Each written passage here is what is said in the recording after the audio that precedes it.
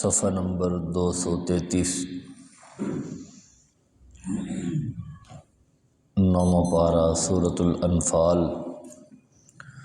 آیت نمبر 34۔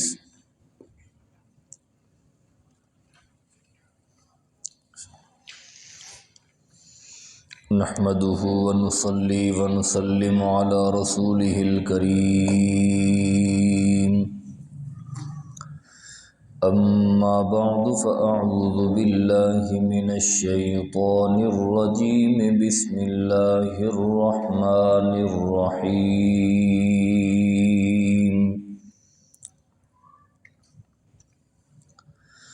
وما لهم ألا يعذبهم الله وهم يصدون عن المسجد الحرام وما كانوا أولياءه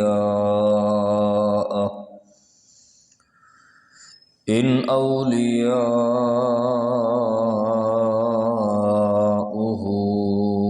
إلا المتقون ولكن أكثرهم لا يعلمون۔ وما كان صلاتهم عند البيت إلا مكاء وتصدية فذوقوا العذاب بما كنتم تكفرون۔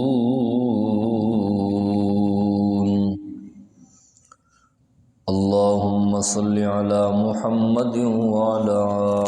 آل محمد كما صليت على إبراهيم وعلى آل إبراهيم إنك حميد مجيد۔ اللهم بارك على محمد وعلى آل محمد كما باركت على إبراهيم وعلى آل إبراهيم إنك حميد مجيد۔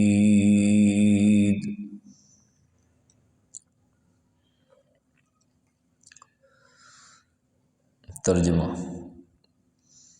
وما لهم ألا يعذبهم اللہ، کیا ہے ان میں کہ اللہ ان کو عذاب نہ دے، حالانکہ وہ روکتے ہیں مسجد حرام سے اور وہ اس کی تولیت کا بھی اختیار نہیں رکھتے۔ ان اولیاؤہ الا المتقون، مسجد حرام کے متولی ہونے کا اختیار تو متقی لوگوں کا ہے، ولیکن اکثرہم لا یعلمون، لیکن اکثر ان میں نہیں جانتے۔ وما كان صلاتهم عند البيت الا مكاء،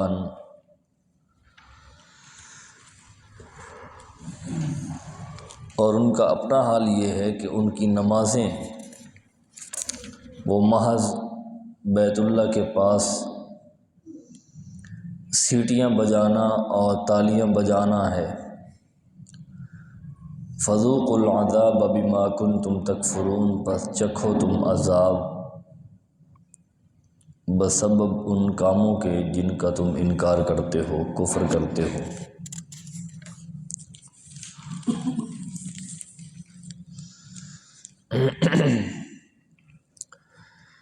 اس سے پچھلی آیات میں رب العالمین نے 5 قوانین جہاد بیان فرمائے۔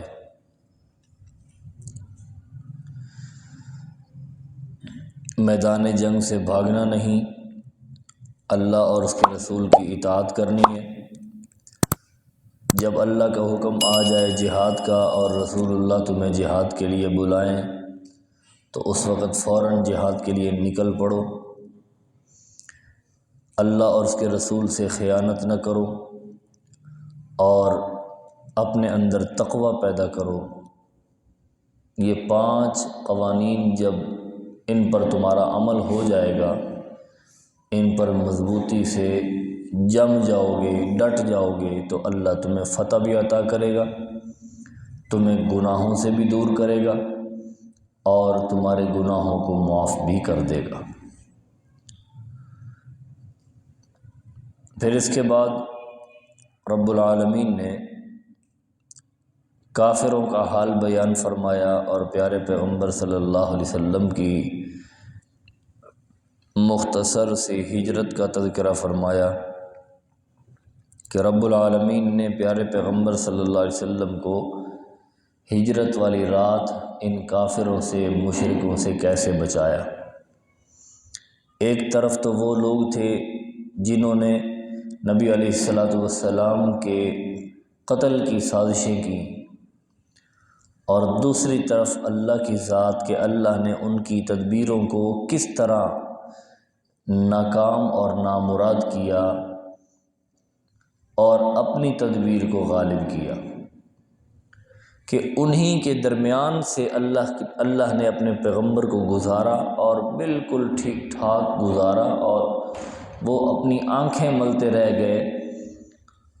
اور اللہ نے اپنے پیغمبر کو اس انداز سے بچایا، اس انداز سے ان میں سے نکالا جیسے آٹے سے بال کو نکال لیا جاتا ہے۔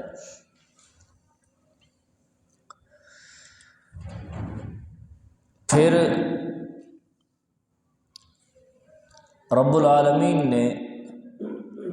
2 وجوہات یہاں پہ بیان فرمائی ہے کہ ہم ان کو عذاب نہیں دے رہے تھے،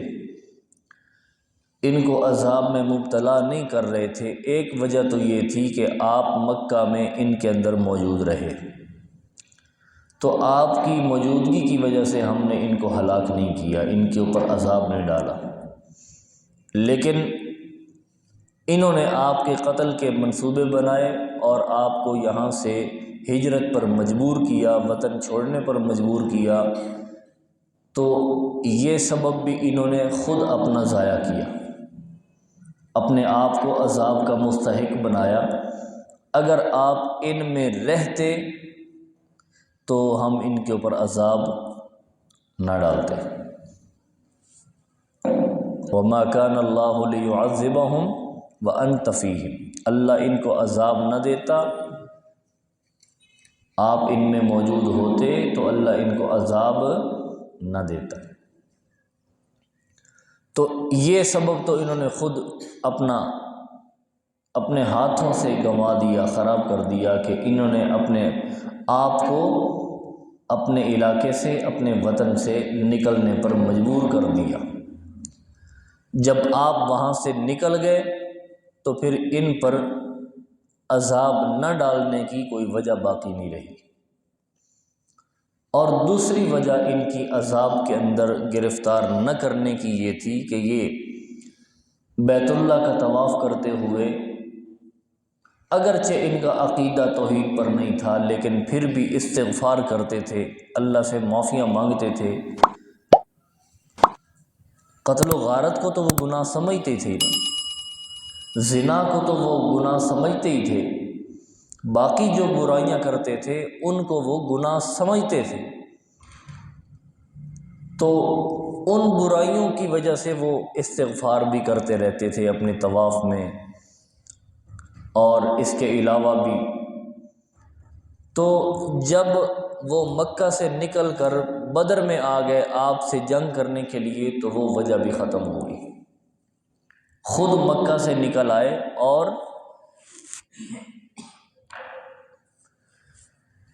چونکہ طواف کے اندر یہ استغفار کرتے تھے تو طواف تو مکہ میں ہونا تھا بیت اللہ کا، تو اس لیے وہاں سے نکلے تو طواف بھی گیا، استغفار بھی گیا، اور الٹا پیارے پیغمبر کے خلاف لڑنے کے لیے، جنگ کے لیے وہ نکلے، تو انہوں نے وہ دوسرا سبب بھی عذاب کے ٹلنے کا اپنے ہاتھوں سے گنوا دیا۔ اب کوئی وجہ باقی نہیں رہی ان کو عذاب میں مبتلا نہ کرنے کی، اس لیے پھر ہم نے ان کو عذاب میں مبتلا کر دیا۔ 2 وجوہات ان کے عذاب کی پہلے بیان ہو چکی ہیں۔ لو نشاء لقلنا مثل ھذا، وہ کہا کرتے تھے اگر ہم بھی چاہیں تو ہم بھی تو اس طرح کی باتیں، کہانیاں سنا سکتے ہیں، یہ صرف تو ہی تو نہیں سناتا، پچھلے نیک بندوں کی، اولیاء اللہ کی اور نمرود کی اور جناب شداد کی اور فلانے کی کہانیاں سناتا ہے، اور ساتھ ساتھ پیغمبروں کے واقعات سناتا ہے، تو ہم بھی اس طرح کے واقعات اور کہانیاں سنا سکتے ہیں۔ تو یہ قرآن کو انہوں نے قصے کہانیوں کی کتاب کہا، قصے کہانیوں کا خلاصہ کہا، یہ ان کے عذاب کی ایک وجہ تھی، لیکن اللہ نے ان کو عذاب میں مبتلا نہیں کیا۔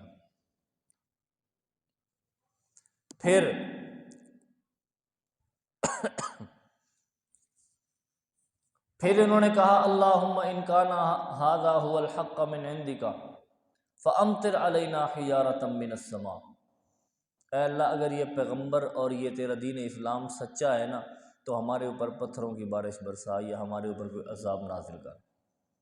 یہ بھی ان پر عذاب کی ایک وجہ تھی، خود انہوں نے مانگی۔ ایک انہوں نے قرآن کو قصے کہانیاں کی کتاب کہا، ناول کی کتاب کہا، اور دوسرا انہوں نے خود عذاب مانگا۔ اور دو وجوہات اور ان آیات میں بیان کی جا رہی ہیں۔ ایک وجہ یہ ہے کہ انہوں نے مسلمانوں کو مسجد حرام کے اندر داخل ہونے سے اور عبادت کرنے سے اور عمرہ کرنے سے روکا۔ جب رسول اللہ صلی اللہ علیہ وسلم مدینہ سے نکلے عمرہ کی ارادہ سے، اور صحابہ کرام بھی تھے، تقریباً 1450-1500 تقریباً یہ صحابہ کرام ساتھ تھے، تو راستے میں انہوں نے روک لیا حدیبیہ کے مقام پہ، وہ جو سارا واقعہ آتا ہے صلح حدیبیہ والا اور بیعت رضوان والا۔ تو ان مکہ والوں نے نبی اکرم صلی اللہ علیہ وسلم کو مسجد حرام میں داخل ہونے سے اور عمرے سے روکا۔ تو قرآن نے یہ وجہ بھی ان کی بیان فرمائی کہ اب ان کو عذاب نہ دینے کی اور وجہ کیا باقی رہ گئی ہے، حالانکہ یہ بیت اللہ سے بھی لوگوں کو روک رہے ہیں، مسلمانوں کو عبادت کرنے سے روک رہے ہیں۔ اس سے بڑا ظلم اور ستم کیا ہو سکتا ہے؟ ایک تو یہ خود مشرک ہے اور اپنے آپ کو مسجد کا متولی کہتے ہیں، بیت اللہ کا اور مسجد حرام کا متولی سمجھتے ہیں، حالانکہ مشرک بندہ اور بے دین بندہ وہ مسجد کا اور بیت اللہ کا متولی نہیں بن سکتا، نہ وہ اس لائق ہے کہ وہ مسجد کا متولی بن سکے۔ تو نالائق ہونے کی وجہ سے الٹا قابض ہو چکے ہیں مسجد کے تولیت پر، متولی ہونے پر، جبکہ ان کا حق نہیں ہے۔ اس کے باوجود یہ پھر جو حق رکھتے ہیں ان کے بیت اللہ کا متولی ہونے کا، ان کو الٹا روک بھی رہے ہیں، مسجد میں آنے سے روک رہے ہیں۔ یہ تیسری وجہ ان کے عذاب کے مبتلا ہونے کی۔ اور چوتھی وجہ ان کی اس سے اگلی آیت میں کہ ایک تو دوسروں کو روکتے ہیں نماز سے، اور خود بھی ان کی حالت یہ ہے کہ بیت اللہ میں اور مسجد حرام میں سوائے سیٹیاں بجانے کے اور تالیاں بجانے کے ان کا اور کوئی کام نہیں ہے۔ بیت اللہ کے پاس مسلمانوں کو دیکھتے ہیں نماز پڑھتے ہوئے، ایک تو ان کا گھیرا تنگ کرتے ہیں، ان کو مسجد میں آنے نہیں دیتے، اور اگر وہ آ کر پڑھ لیتے ہیں تو ان کی نماز کے پڑھتے ہوئے یہ ان پر سیٹیاں بجاتے ہیں، ان کے اوپر تالیاں بجاتے ہیں، ان کا مذاق اڑاتے ہیں۔ تو جب یہ چار وجوہات ان کی عذاب کی آئیں تو رب العالمین نے پھر فرمایا ما لہم الا یعذبہم اللہ، اب کیا وجہ باقی رہ گئی ہے کہ اب اللہ ان کو عذاب میں مبتلا نہ کرے؟ یہ کوئی لاڈلے ہیں اللہ کے کہ اللہ ان کو عذاب نہ دے؟ یا کوئی انہوں نے لکھوائی ہوئی ہے اللہ تعالیٰ سے کہ اللہ ان کو عذاب نہ دے؟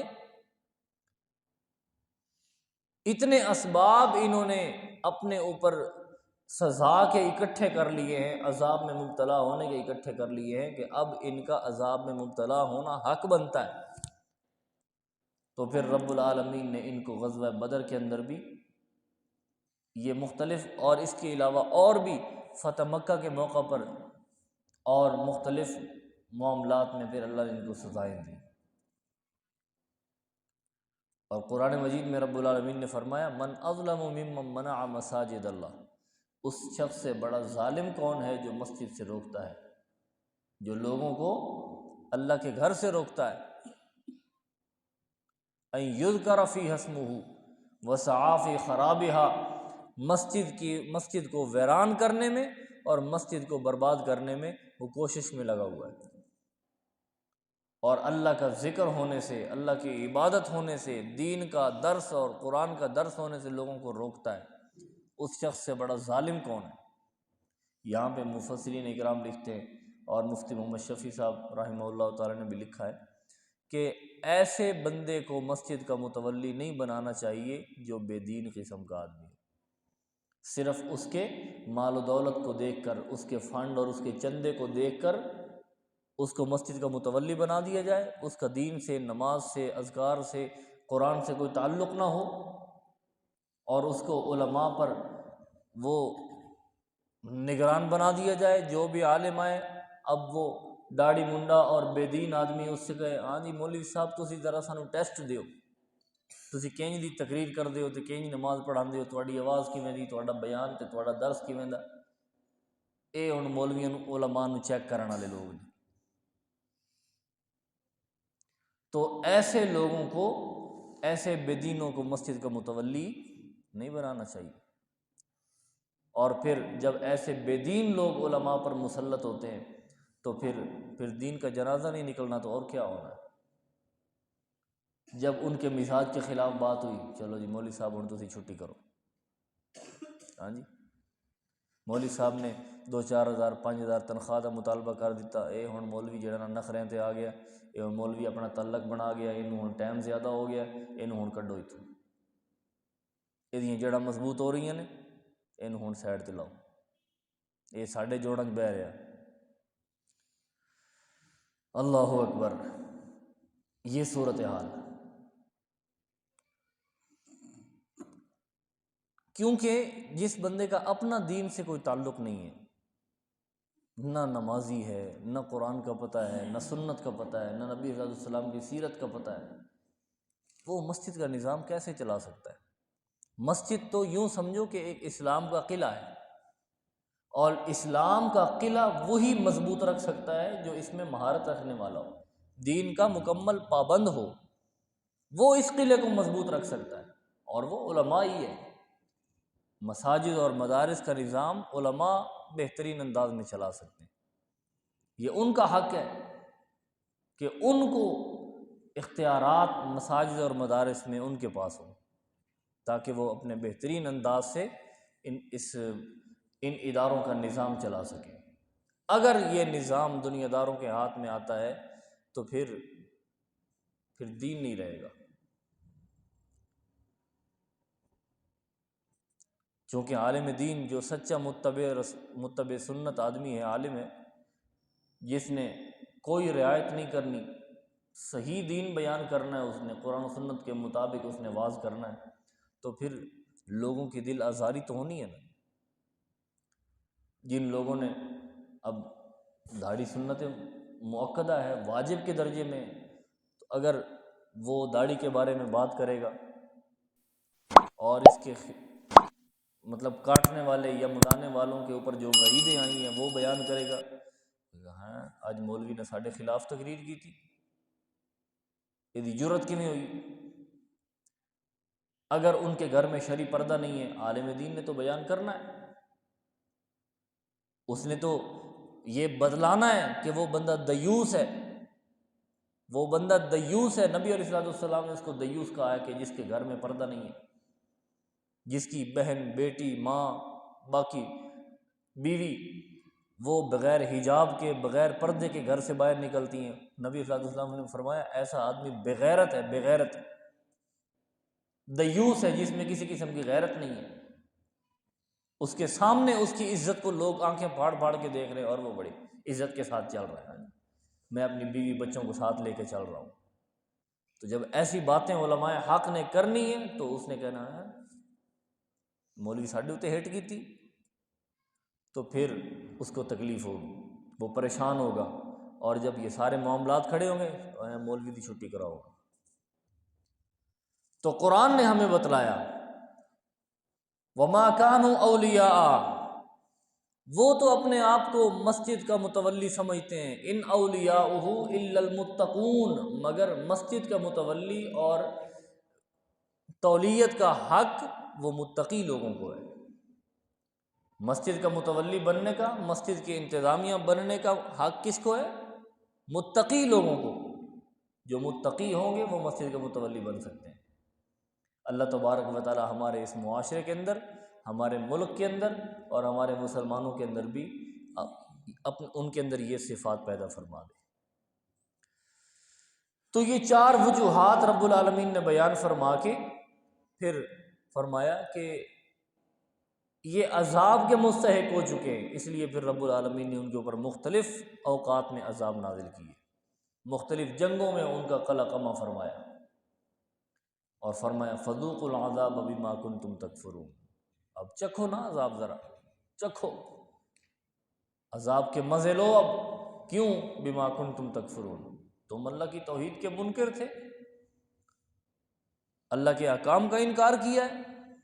اللہ کے نبی کا انکار کیا ہے، میری توحید کا انکار کیا ہے، چلو اب عذاب کا مزہ چکھو۔ اللہ تبارک و تعالی ہمیں کفر سے بھی بچائے، شرک سے بھی بچائے، بدعات اور رسومات سے بھی بچائے، اور قرآن کی تعلیمات کے خلاف عمل سے بھی بچائے۔ ہمارا جو بھی عمل ہو تو وہ نبی علیہ الصلوۃ والسلام کی سنت اور قرآن کی تعلیمات کے مطابق ہو۔ ترجمہ دیکھ لیجیے وَمَا لَهُمْ أَلَّا يُعَذِّبَهُمُ اللَّهُ، کیا ہے ان کے لیے کہ اللہ ان کو عذاب نہ دے، وَهُمْ يَصُدُّونَ عَنِ الْمَسْجِدِ الْحَرَامِ، حالانکہ یہ روکتے ہیں مسجد حرام سے، وَمَا كَانُوا أَوْلِيَاءَ، اور ان کے پاس تو ان کے مسجد کے متولی ہونے کا بھی حق نہیں ہے، ان اولیاءہ الا المتقون، مسجد کے متولی ہونے کا حق تو صرف متقیوں کا ہے، ولیکن اکثرہم لا یعلمون، لیکن ان لوگوں کو اپنی بے وقوفیوں کا علم نہیں۔ وما کان صلاتہم عند البیت، اور ان کی نماز بیت اللہ کے پاس کوئی نماز نہیں ہے مگر مکاء و تصدیہ، سوائے سیٹیاں بجانے کے اور تالیاں بجانے کے۔ بیت اللہ کے پاس یہ سیٹیاں اور تالیاں بجا رہے ہیں، مسجد کا بھی تقدس اور احترام نہیں ہے، بیت اللہ کا بھی تقدس اور احترام اور بالکل بھی ادب اور احترام کی والی بات نہیں ہے۔ فذوقوا العذاب، تو پھر ہم نے کہا چکھو عذاب، بما کنتم تکفرون، اس وجہ سے کہ تھے تم کفر کرتے، اللہ کی توحید کا انکار کرتے، اللہ کے شعائر کا مذاق اڑاتے۔ اللہ تبارک و تعالی ہمیں ان بری عادات اور بری خصائل سے محفوظ فرمائے۔